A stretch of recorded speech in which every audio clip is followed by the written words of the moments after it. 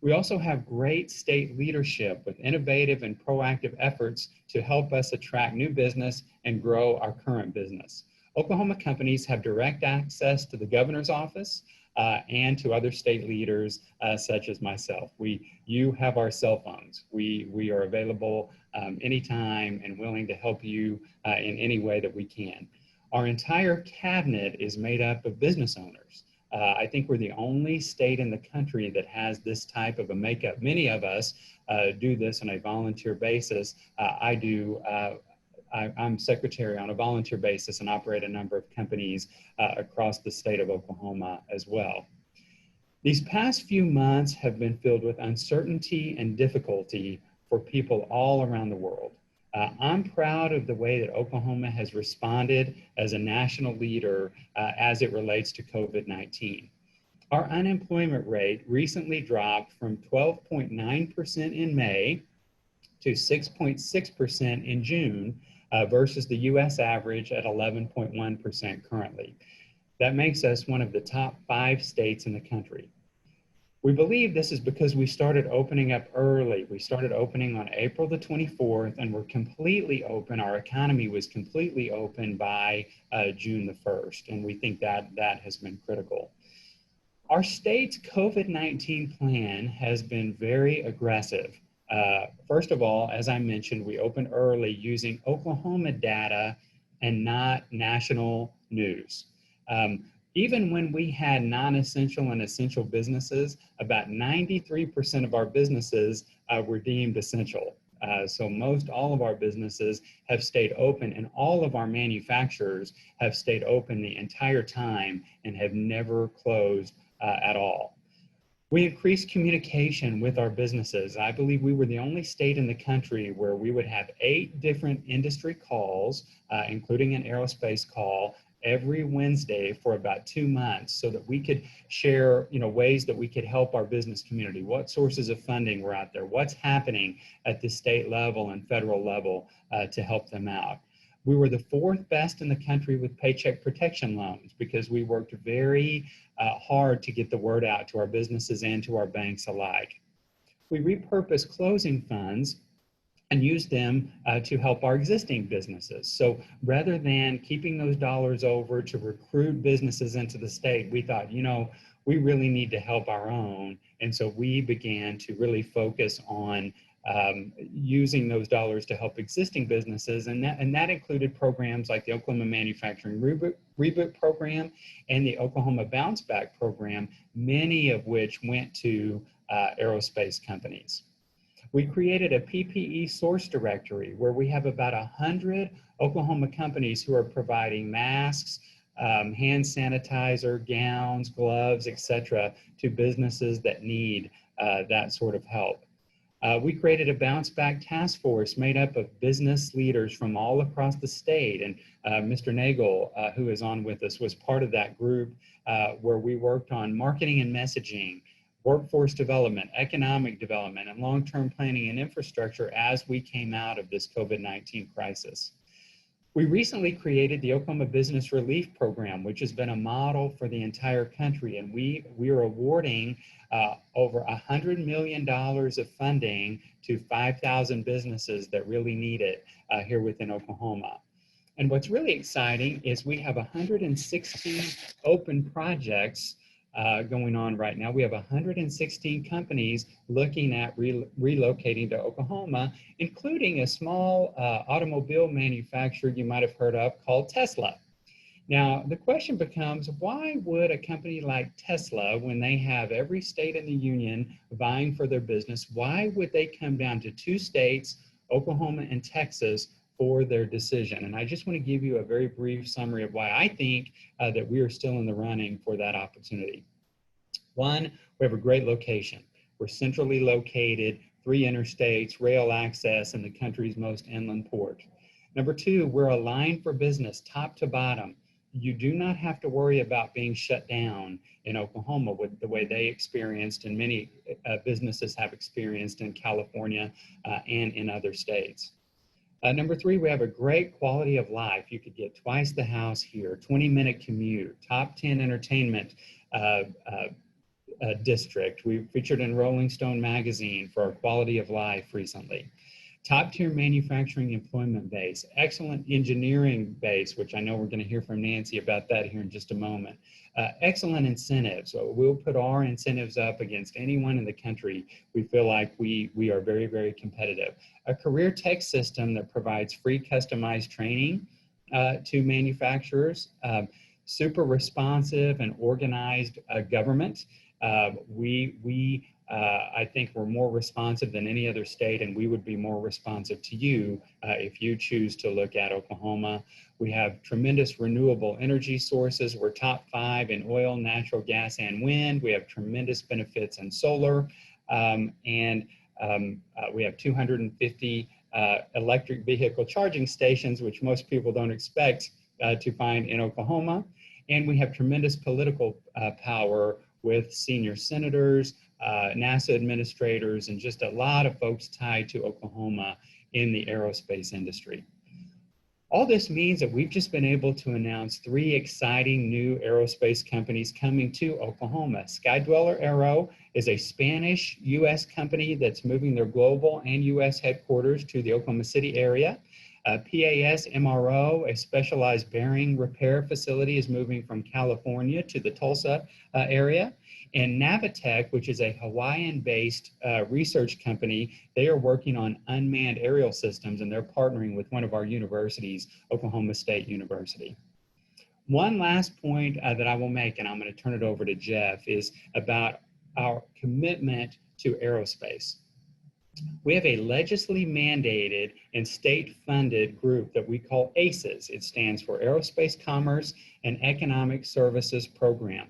This is a division of the Oklahoma Department of Commerce, and this team of dedicated aerospace professionals' sole purpose is to help strengthen Oklahoma's aerospace industries. This group is fantastic, and all they do is eat, sleep, and breathe aerospace every day and every night. They are a huge reason why we have seen the tremendous aerospace growth that we have had in Oklahoma, and we're so proud of this team. So this group is led by Jeff Camp, who is actually up next here to share the state of Oklahoma's aerospace and defense industry. Jeff, it's all yours. Thank you, Secretary Copeland. And good morning, friends and colleagues. Before we get started, I'd like to share with everybody that this webinar is being broadcast live on our Facebook page, Oklahoma ACES. If you'll go to Facebook and search Oklahoma ACES, ACES, it will take you straight to us. There you can find out what's happening in the world of Oklahoma aerospace, as well as the recording of today's broadcast. You can also find us on LinkedIn and Twitter. Now, as Secretary Copeland mentioned, I am the State Director of Aerospace and Defense. I lead a team of professionals here within the Oklahoma Department of Commerce that are legislatively mandated, as Secretary Copeland pointed out, and funded to promote aerospace and commerce within our state. Our activities include the recruitment, expansion, and/or establishment of commercial and defense and space, unmanned, autonomous, as well as commercial space companies. And I'd like to take a quick minute to share with you the current status of aerospace within our industry. The current reduction of commercial air traffic across the globe is, of course, unprecedented. Within North America, we're experiencing a reduction of somewhere between the neighborhood of 72 to 76% of commercial traffic. And while our typical traffic is approximately 5,500 departures a day, we're down to about 1,500 departures a day on average. While this sharp decline in traffic and revenue has been devastating to most aerospace firms around the globe, the companies here in Oklahoma have actually managed to weather the storm better than most. This is due in large part to a couple of factors, and this is what I want to drive at today. The first is our diverse aerospace ecosystem within the state. The central and western regions of the state are primarily engaged in DoD government subsector of aerospace, while the eastern region of the state is primarily engaged in the commercial subsector. This diversity is a result of proximity to the largest MRO activities in the world, Tinker, of course, being the largest military MRO, and then American, as Secretary Copeland pointed out, American Airlines Technical Operations being the largest single-site commercial MRO in the world. Now, these are just the 2 largest. Oklahoma also is home to many MRO facilities belonging to AAR, SkyWest, Field Aerospace. All of those are just located here at Will Rogers in Oklahoma City. So there are numerous opportunities to offer direct support to these MRO activities. The second reason Oklahoma companies are faring better than most is the support structure administered by the state. From the governor down to Secretary Copeland to the state legislators down to my team here at Commerce. This state is on a mission to support and grow our industry, and we're taking actionable measures to grow that, to ensure that growth. Now, examples of these measures are state contracted service, free to resident aerospace company firms that guide companies to and through DoD government contract award, an initiative to provide a statewide supply chain artificial intelligence engine that automatically identifies opportunities and suppliers to engage commercial and governmental buyers based on real-time capabilities and capacity. We're rolling that initiative out within the next 30 days, and that is also, again, free to resident Oklahoma aerospace companies. And then finally, probably one of the most important initiatives we're working on is a statewide workforce initiative to identify the needs of aerospace industry. This initiative includes all the relevant stakeholders from the 3 major 4-year colleges, state vocational technical system, and the state public schools, and direct input from the leadership of resident aerospace companies like the 3 individuals on this webinar today. This kind of collaboration between industry, government, and academia is the standard in the state of Oklahoma. It's really not just fluff. It's not just something that we beat our chest about. This really is real life in Oklahoma. Despite our vast geographical space, we are very close with one another and very engaged with one another. It's only through this type of relationship that we can all work together to achieve our collective success. Now, like I said, these are just a few of the reasons that Oklahoma Aerospace is weathering the storm and why companies are choosing Oklahoma. Now I'd like to get into the part where we're going to bring our esteemed guest on board. We have 3 distinguished guests that will be presenting their views on why companies are landing in Oklahoma. Our first speaker is Bailey J. Siegfried of the Nordam Group. Bailey is the Vice President of Culture, IT, HR, and Corporate Responsibility, as well as the Chairman of the firm's Culture Council. His leadership and managerial responsibilities have continued to expand since he joined the company in 2008. And he now oversees all essential services.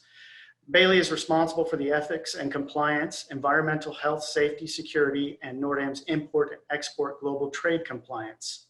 He leads the firm's talent attraction, talent and leadership development efforts, as well as media and public relations, community and government relations, and brand management.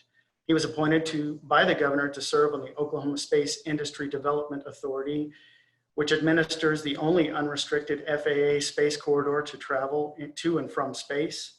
He is the vice chairman for OSIDA. Bailey is also an instrument-rated pilot. He holds a bachelor's and master's degree in business from the University of Notre Dame in Indiana. It's all yours, Bailey. Thank you. Let's see. Can we confirm you can see my screen there? Yes, sir. Okay, all right. Welcome to the Oklahoma show here. First I want to thank Secretary Copeland and the team. This is one example that you can see with this experience that Oklahoma invests in aerospace, and they invest in its companies in the Oklahoma family. And that's one of my favorite things about Oklahoma is that active engagement and investment. I'll tell you a little bit more about that, but first I'll give you a high level of our company. Nordam we're a global aerospace company, family owned and run. We've got about 2,500 people around the world, and about 1,800 of those to 2,000 are in Oklahoma. And we call Oklahoma home for many great reasons, but we think that Oklahoma is family. As a family company, we're based on family values, and we align with the values of the state and all the great people that are a part of it. At a high level, there's a lot of information here. I'm not going to go through it all, but we are manufacturing OEM for multiple markets on multiple structures of the aircraft, from nacelles and thrust reversers to the interiors and structures of the aircraft. as well as everything, I like to say everything clear on the airplane except for in the avionics. So our transparency divisions. We also serve in the MRO market, repairing commercial aircraft around the world with a repair division right here in Tulsa and one in Wales, right there with Farnborough team, who, for those of you dialing in there, as well as other facilities around the country. High-level view of some of the stuff we repair and make on the aircraft. I won't go into it, but we do all sorts of things. We make airplane stuff and we repair airplane stuff. And our major focus has been in engineering, design, development, and manufacturing of composites and everything behind that, from the beginning to the end. Oklahoma engineered, Oklahoma made, and our mission is to fly families safely. So whenever you fly in an airplane, there's a likely chance that you're flying on some of our product that we've made or repaired. We definitely need more people flying. Just a quick pick of some of our customers, all the great ones you know, and maybe on this line. The markets: business jets, commercial aircraft, military, and some others in between there, as well as some helicopters and flight control simulators. More on the MRO side. I want to really skip through this so I can get into Oklahoma. But we do serve the greatest military on earth. And right here in Oklahoma, we have the largest MRO on earth for that great military, and that's Tinker. We also serve another largest MRO right here, which is American Airlines. We're happy to support them as well as all the other airlines around the world. So Oklahoma, it's right in the center of the U.S. We are the heart of America. I like to think the center of the universe because you know, we're good people with a flexible and active and engaged government that helps look out for the supply chain and the support system, the heartbeat behind flying families safely. As far as Oklahoma for us, we spend over $20 million with our direct supplier base right here, from engineered items to fabrications, machining, and raw materials. Great system here, and very flexible, supportive. And Secretary Copeland is right. We do have their cell phones and we do text often to help for the greater good of the Oklahoma family. On indirect, just to show you some of the supply chain, where our spend is in support there. Another 20 million there in maintenance, construction, services, consumables, transportation, and utilities.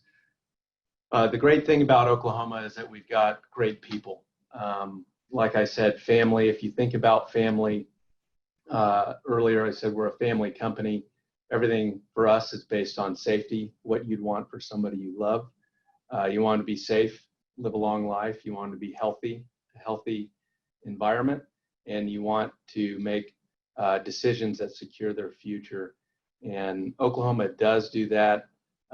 We have an aerospace forum called ACES that promotes, develops, and enhances the aerospace supply base here. Very engaging. We meet often. And for NORDAM to go above, we have Oklahoma supplier partnerships and awards that we share for those who go above and beyond in Green Country Aircraft, Green Metal Fab, and then First Maintenance Company of Tulsa, just celebrating them. We do this every year, and I just wanted to call them out. Another great thing about supporting Oklahoma is that it's our industrial supply base of transportation. It's the crossroads of America. It's the heart. It's the pipeline. And we have a port here. We have a great system of in and out and a very engaged government, as I've said, and we couldn't do it without them. And my hat's off to the Oklahoma team, and I invite all of you to come to Oklahoma, see it, and we'd love to give you a tour. And I'm sure the others on the team here would as well, because we want to invite good people to the Oklahoma family, because we'll take care of you, we'll support you, and we'd love to do business with you. So thanks to the Oklahoma team, and thank you all for joining us. Thank you so much, Bailey. I appreciate it. Welcome. Our next presenter founded and operated an internet consulting company in Centerville, Ohio, before joining the Boeing company in 1997, where she now is Vice President of Aircraft Modernization and Modification and the site leader for Boeing in Oklahoma. Aircraft Modernization and Modification hosts a number of unique military portfolios, including bombers, executive fleets, including Air Force One, and surveillance aircraft. Throughout her 23-year career at Boeing, Nancy has served as a program manager and chief engineer for a wide range of programs, from commercial airplanes to fighter jets to the CST-100 Starliner. Her career has spanned the globe while working with customers including NATO, Australia, Japan, the United Kingdom, Turkey, Korea, France, and Saudi Arabia. Ladies and gentlemen, please welcome Nancy Anderson. Thank you. Didn't recognize that. I want to introduce myself. I'm Nancy Anderson, Boeing Vice President of Aircraft Modernization and Modification, and I am so proud to lead the Boeing team in Oklahoma. A big thank you to Secretary Copeland and the Oklahoma Department of Commerce for having me at this virtual Farnborough International Air Show discussion today. I know we'd all like to be there in person, but I think we're getting really good at Zoom. And I'm really excited to be included with these industry leaders to share my perspective on Boeing's vast footprint in the aerospace industry in the great state of Oklahoma. Through our company's own facilities and great partnerships with suppliers, there is a Boeing presence in all 50 states. Today, I want to show you why Oklahoma is the fastest growing Boeing site and has been for over the last 5 years. Next slide, please. So Boeing has been in Oklahoma since 1953.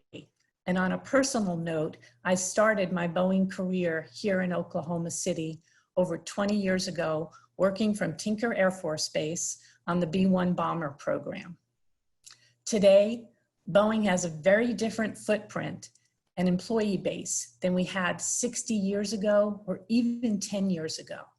We now have 3,400 employees, a nearly 5-time growth, and we are steadily adding at about 50 employees per month for the last 2 years. I call Boeing Oklahoma City the melting pot for Boeing. Since our original growth was primarily based in Oklahoma on consolidating sites to move to Oklahoma, today I'm proud to say a lot of that growth is now organic, and it's being fueled by our great people and the great state. So let's talk a little bit about this growth. It can be attributed to a couple of major facts. One being, as I mentioned, our great employees and their performance that has laid a foundation for future growth. But I'd be amiss not to also call out, it's been the amazing supportive business climate created by the elected and appointed officials at all levels of the Oklahoma government. Oklahoma's federal, state, and local officials have always stepped up to support the growth of our industry, and we look forward to this continued positive partnership.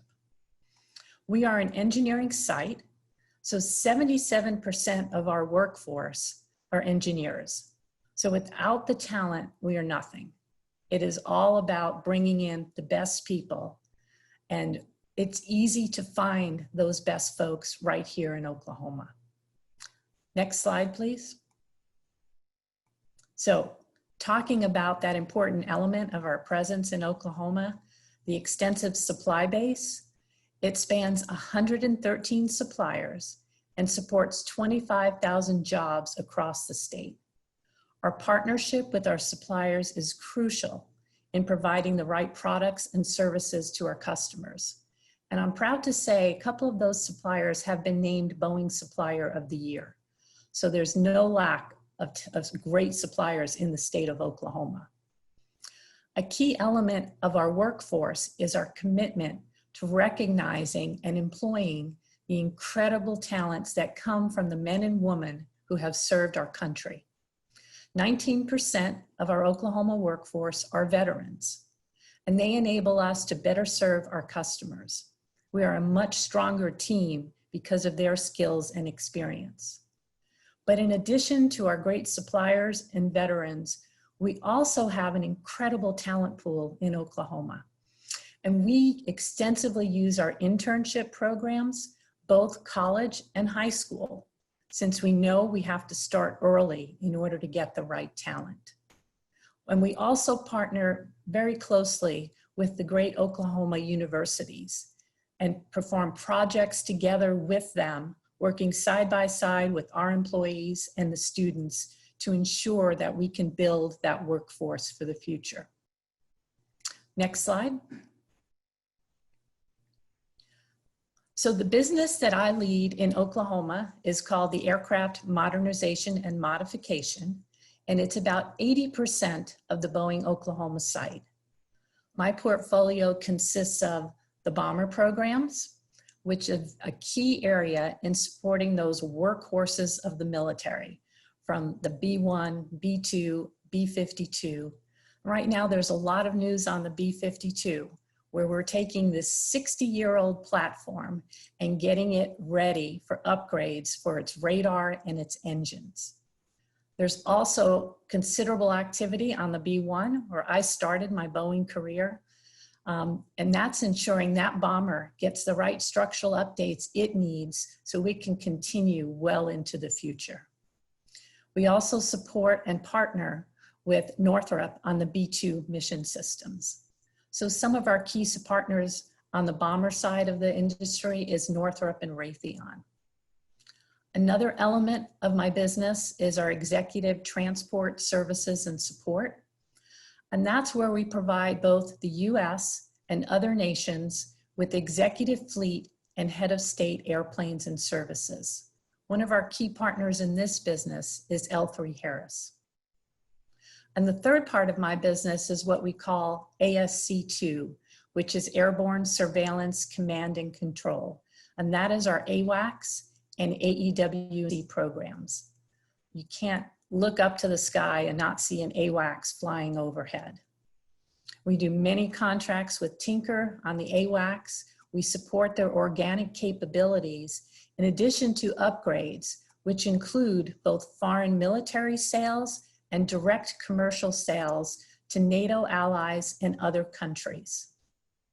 The remaining 20% of the Oklahoma site business is what we call Boeing Global Services. And that provides sustainment support to our tankers, KC-135, KC-46, and transport planes such as the C-17. So between those two business units located in Oklahoma, Aircraft Modernization and Modification and Boeing Global Services, we are a site that started to be close to our customer, Tinker Air Force Base. But today we view ourselves as a global industrial champion. Our mission is still to provide support to our customers at Tinker. That will never change. But we also support many customers across the globe to upgrade, maintain, and service all aspects of their fleet. At Boeing Oklahoma, 40% of our business now comes from those international customers. So being global has served to expand our thinking and provide better services to all. And it's always all about the people and the relationships. And that's how we're able to really ensure we meet our customer commitments no matter where they are located and ensure they are getting the best service and support. Next slide.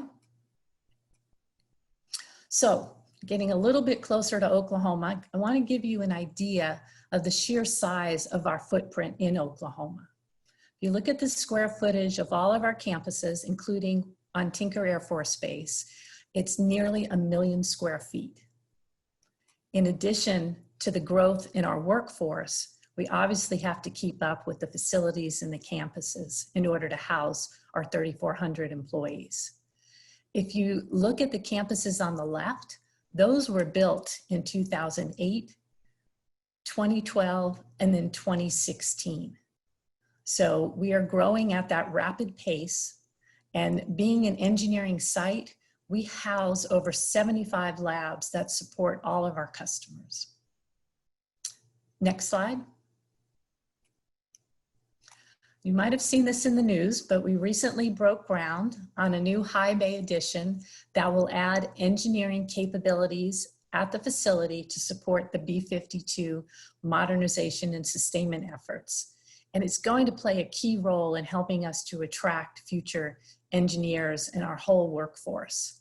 This is a 60,000 square foot addition, which will include a wing and a fuselage from a retired U.S. Air Force B-52 bomber.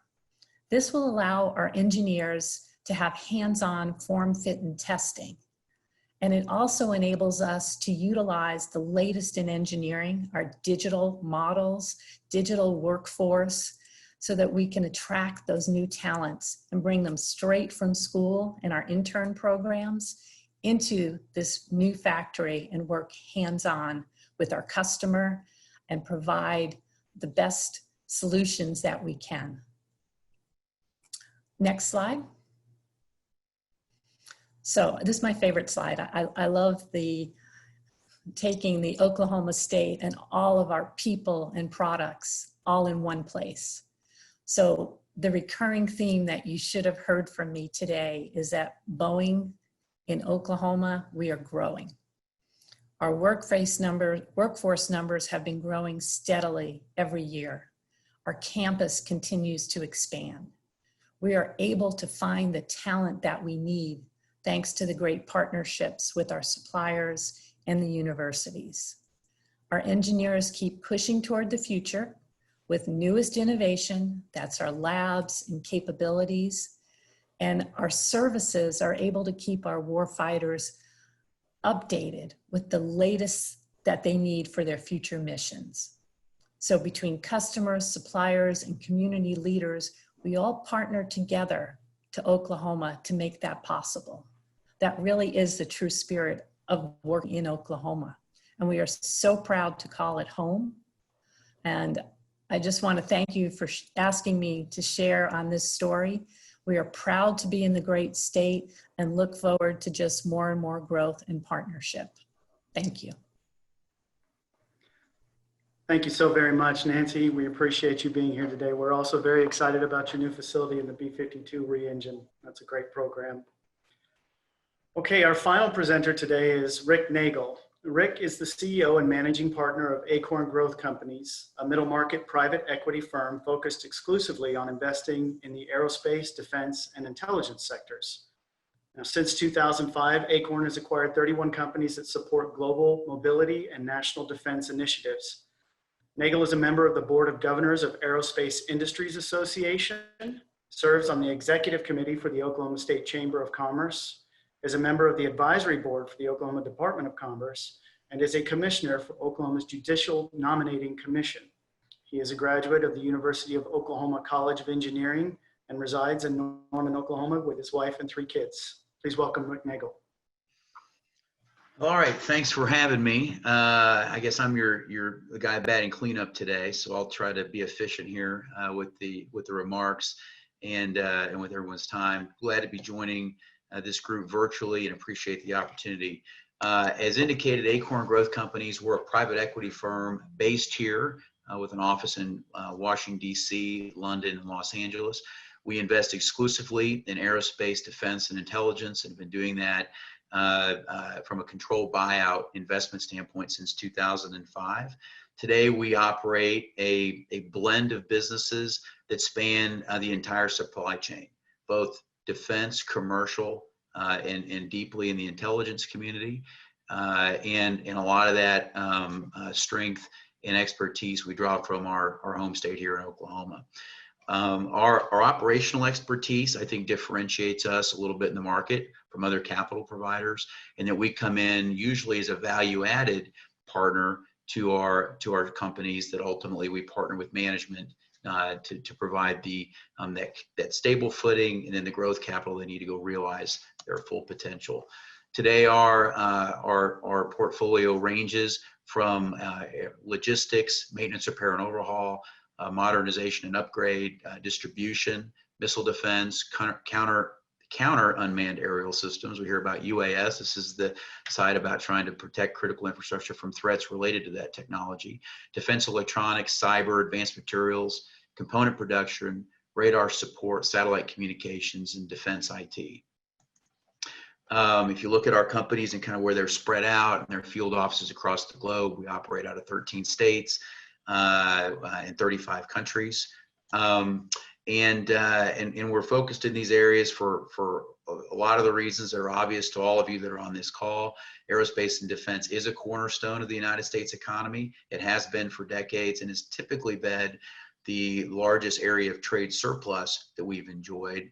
And being here in Oklahoma for us has been an incredible, it serves as an incredible advantage. As you've heard from our other speakers, and some of the comments that have come earlier today, and I'll touch on a couple of those already, we really are one of the top 7 maintenance, repair, and overhaul hubs in the entire world.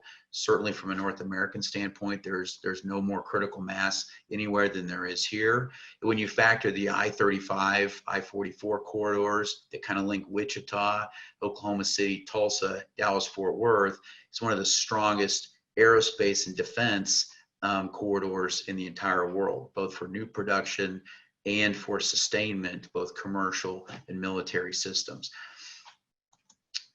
And these are just some key stats here as it relates to, what we hope to get back to in a post-COVID world when we get through all this. We want to get back to the pre-COVID world numbers, again, where we were nearly a $90 billion trade surplus area for the United States. From an Oklahoma standpoint, I like to point out that 3 of Oklahoma's top 5 employers are aerospace and defense businesses. You've got Tinker Air Force Base, of course. We heard Nancy talk about that. You heard Bailey talk a little bit about what's going on in Tulsa, what they do at NORDAM, which is in that list, including American Airlines is the North American maintenance base. The other 400 companies that directly support it and 1,000 that do it, where they do that and one other thing. Just an incredible amount of critical mass and infrastructure just right here at home. But we're home to all the major OEMs, Boeing, Lockheed, Northrop, NORDAM, of course, Pratt Whitney, General Electric. From a federal government standpoint, not only do we have Tinker, Altus, and Vance Air Force Base, which are 2 training bases, we've got the FAA Mike Monroney Aeronautical Center is here as well.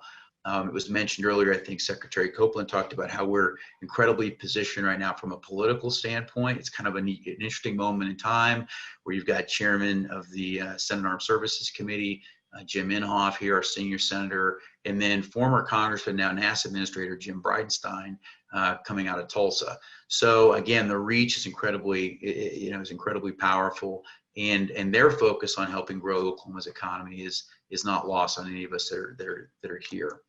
As it relates to the sector itself, it's a $43 billion total economic impact sector. People think about Oklahoma as an aerospace state, or an energy state and an agricultural state.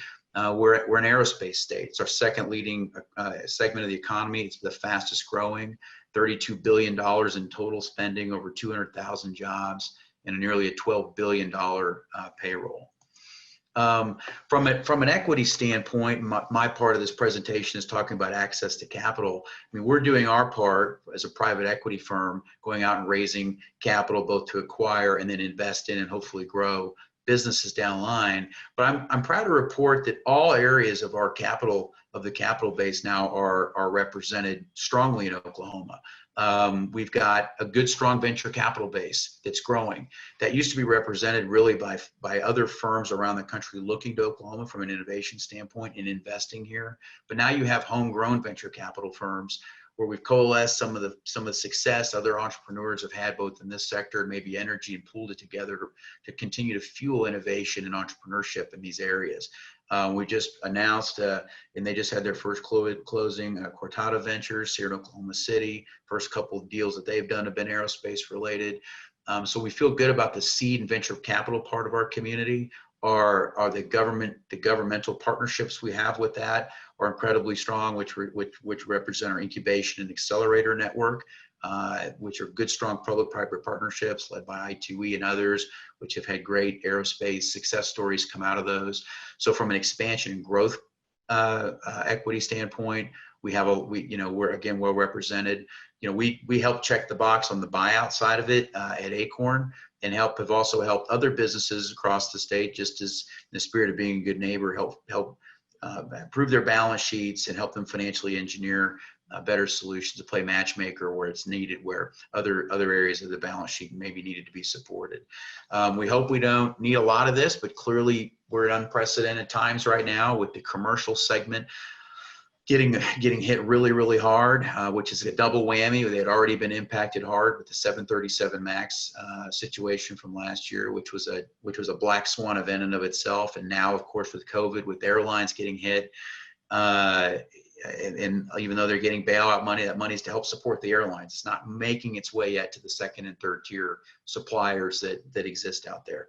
And so what we see right now is this need for rescue or turnaround capital is pretty important. We've adapted some of our strategies at Acorn, and certainly have with our new fund, Acorn Fund 5.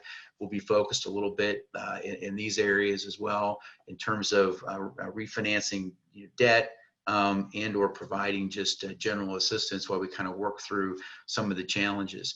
And so we feel like there's, from a capital-based standpoint, if you're a business that's thinking about relocating, I would say that our banks are lending. If you're looking to start a business, you've got a venture capital base here that makes sense. And if you're looking to bring on an equity partner, there are folks here that can be value added, not just capital, but can come in and help you potentially implement, for example, shameless plug here with us.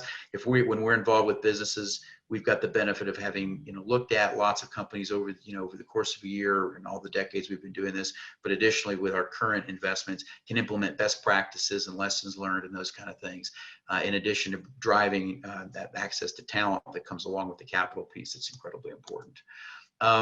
So I guess I will close with this, Secretary Copeland, before I turn it over to you to maybe open this up for questions. I'm mindful of the time. The biggest issue that we're seeing right now, as I start thinking about the challenges that we're all facing as an industry kind of fighting through COVID, a couple of things to consider. If you're purely in the defense space, for a lot of you, this has kind of been a non-event, other than from the standpoint of workforce safety, maybe supply chain disruptions, those kinds of things. The government continues to pay. Its demands are constant. The need for readiness and be able to protect our warfighters and our national interests has not stopped through all this. These industries have remained open and viable and active. And we've had to learn to balance workplace safety and economic vitality the whole time. And it's been relatively unaffected. So cash flows remain strong. The opportunities remain strong. And I would add to that that the future continues to look bright. From a valuation standpoint, if you're an owner or an operator of one of these businesses, it's equally been kind of not very much affected through all this. From a transaction standpoint, at Acorn, we've looked at just about 100 investable opportunities so far this year, which we continue to track. The defense one, the multiples have held up pretty well. We really haven't seen any degradation of value.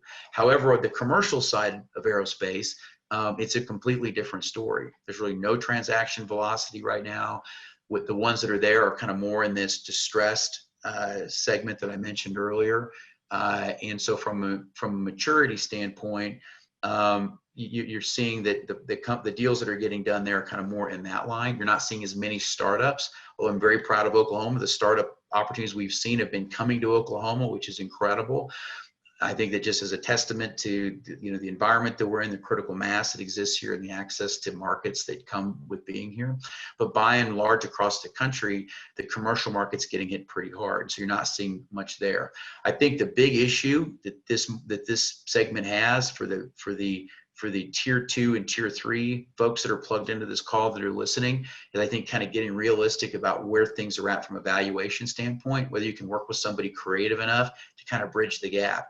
If you were a $50 million revenue business with 5 million of EBITDA a year ago, you're probably worth 40 or 50 million bucks in total enterprise value. Today, that revenue numbers come way down. The EBITDA's come way down. You might have seen literally an adjustment of 30 or $40 million of value to your overall enterprise literally overnight. So the challenge is timing. I wish I'd have done it a year ago, and I hope it comes back. How long will that take?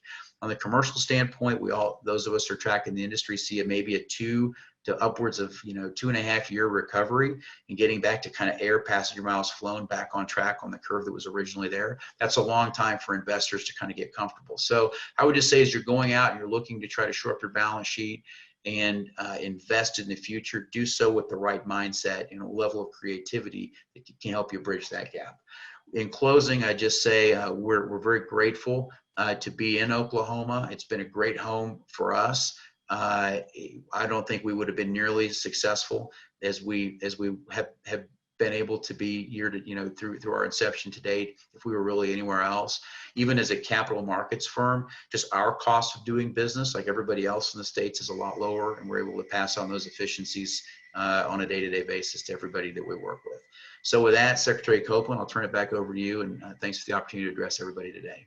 Perfect. Thank you so much, Rick. There is absolutely nothing I can add to Rick Nagel. So let me just thank Bailey, Nancy, Rick for joining us today. They are pros. All of them are, and we're so proud that they are in Oklahoma.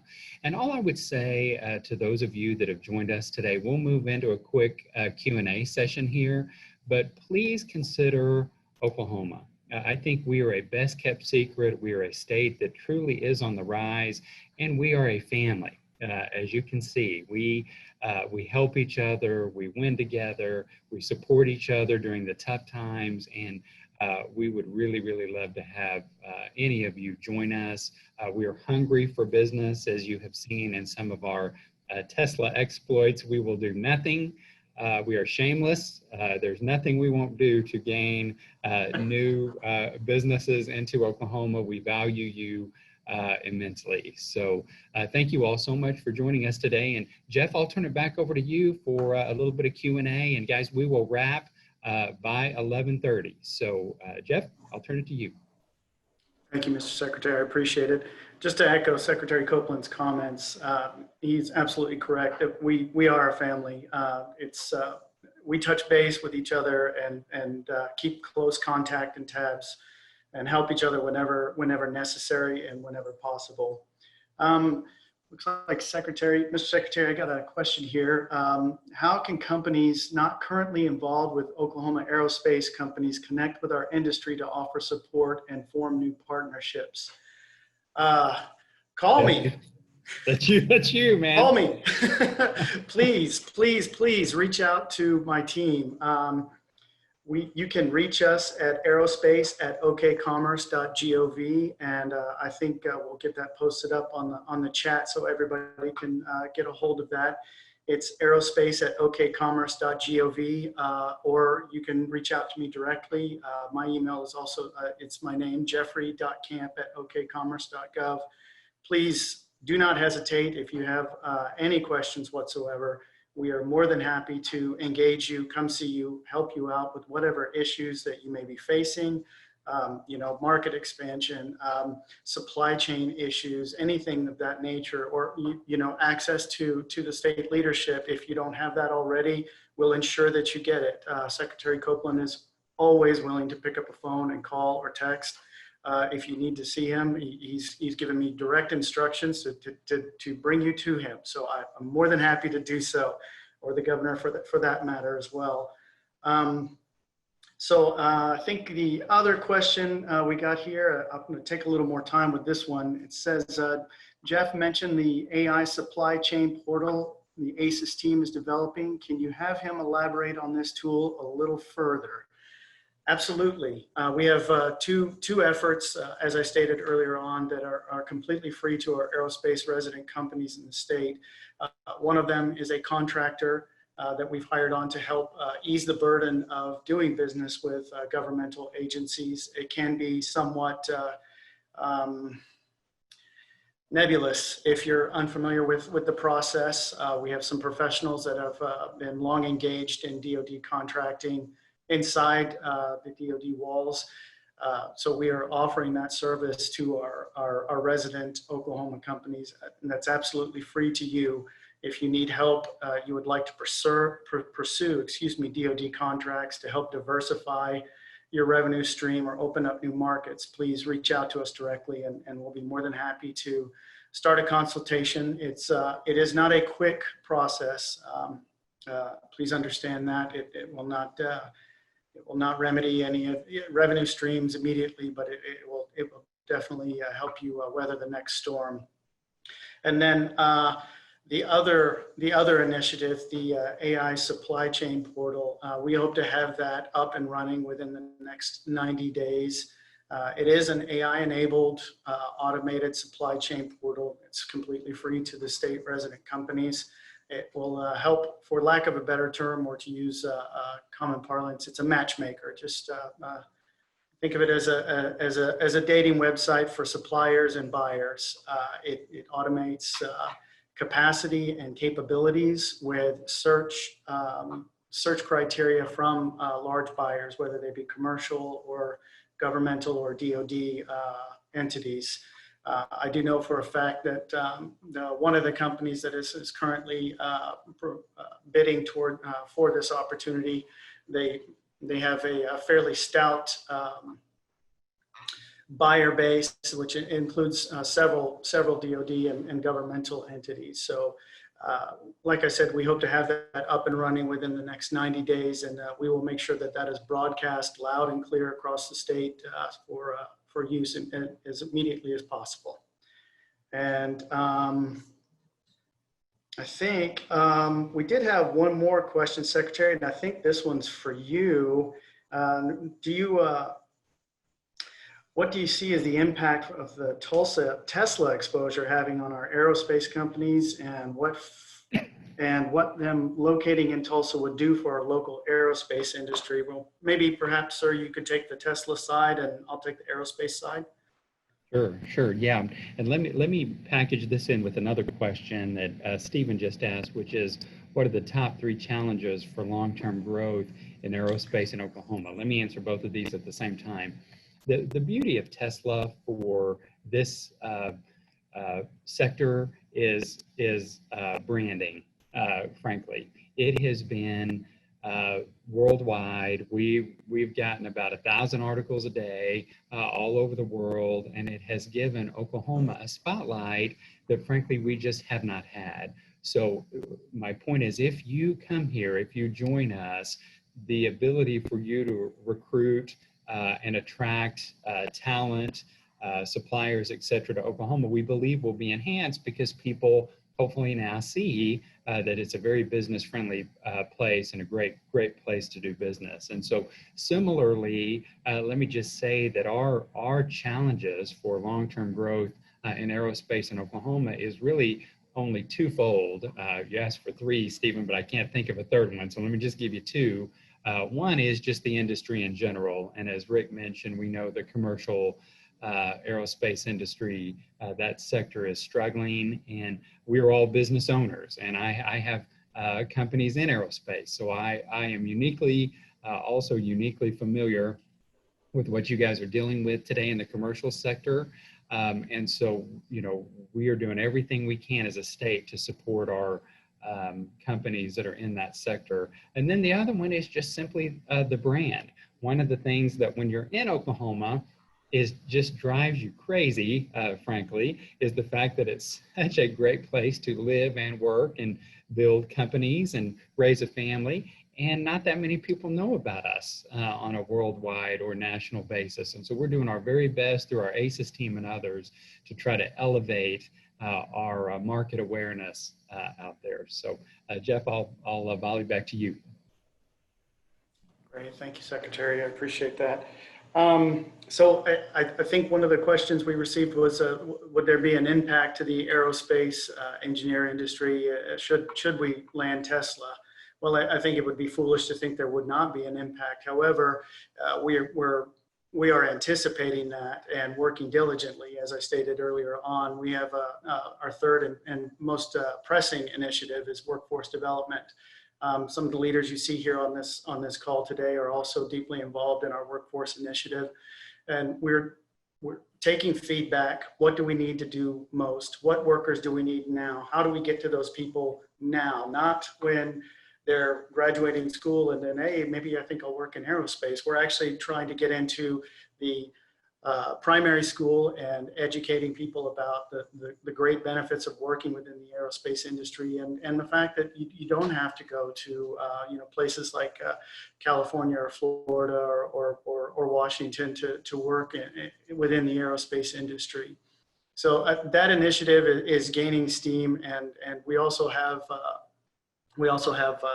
state incentives, for the aerospace workforce that benefit engineers, and is widely used, and is quite frankly is a great recruiting tool. So it's a great way to help cash in on the ingenuity and hard working of the aerospace engineers in the state. You know, if it's okay, can I add to that maybe, Jeff? Sure, please. You know, I would say for those of you that are concerned, and I hear about this sometimes kind of on the periphery, that things like this could potentially be cannibalistic, that maybe there's only X number of engineers in the state. So if, you know, one thing gets hot, they take from one thing or another. I would say my experience has been it's not the case. It's been additive. And so you think about the case with Tesla, if we're successful, it's not like all our aerospace engineers are going to try to start building cars. I think what you see is that there's just more opportunities for the young folks we're putting into the workforce, but others to move here, particularly right now from a social distancing standpoint. We're just set up probably better than about any place in the country, maybe than South Dakota, but there's no industry there. And so, you know, you want to come here if you want to have a blend of, as Sean put it, a great way to, raise your family, have a great job, do something meaningful, etc. Not only that, I'd be remiss if we just didn't talk about all the really smart folks that are here in the energy sector that are all looking for something else to do. That are just tired of riding this crazy wave. We've been very successful in bringing folks into our enterprise from the energy sector and retooling them and getting them looking at aerospace as an example, either directly or as part of the supply chain. But you've got supply chain engineers, you've got mechanical engineers, industrial engineers, folks that understand workflow, lean, have run their respective industry through Kaizen events. They've got incredible depth just about kind of retooling them that never want to go back to energy. So there's a lot here to work with, and I just want to make sure people know it's not cannibalistic. It's all additive. Rick, I totally agree with you. And last comment I'll make, and it's 11:30, so we're going to wrap, is Tesla in particular is going to bring most of their engineers in from outside. Frankly, the big discussion is, will their California engineers move to Oklahoma? And Nancy, we use you all as an example often, that they will, and they love it whenever they get here. So folks, we're going to go ahead and wrap. It is 11:30. We want to be very, very cognizant of your time. Thank you again. We had a great participation today. More folks join us than we ever imagined. So we're so happy you're here. Great job to our commerce team for putting this together. Thank you again to our panelists for being with us. And again, come join our family. You guys know how to reach us. We are all very, very accessible, and we'll do anything we can to help you and your business be successful in the future. So thank you so much, and have a great rest of your day.